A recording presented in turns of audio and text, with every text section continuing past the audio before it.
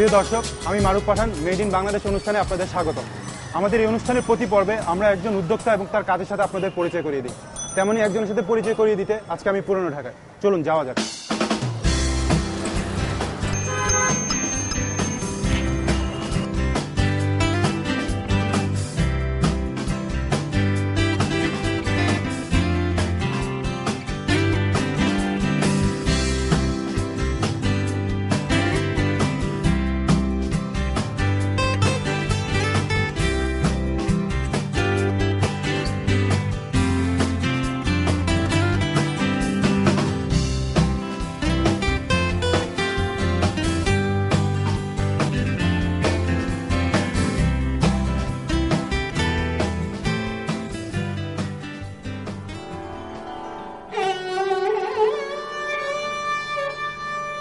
সপ্তম শতকে বুড়িগঙ্গা নদীর তীর ঘেঁষে গড়ে উঠেছিল আজকের এই ঐতিহ্যবাহী পুরান ঢাকা।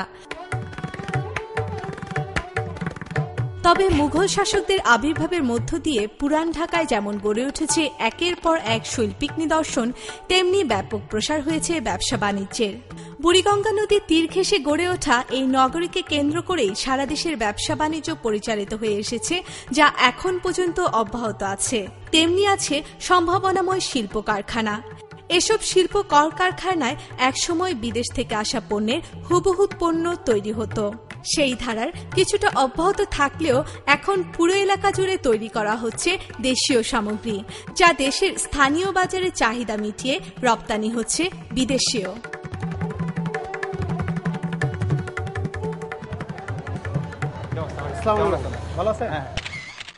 হুমায়ুন কবির 1993 সালে মাস্টার্স পাশের পর কর্মজীবন শুরু করেন পুরান ঢাকার একটি বাল্ব ফ্যাক্টরিতে। প্রায় 2 বছর ওই প্রতিষ্ঠানে ব্যবস্থাপকের দায়িত্ব পালন করেন তিনি।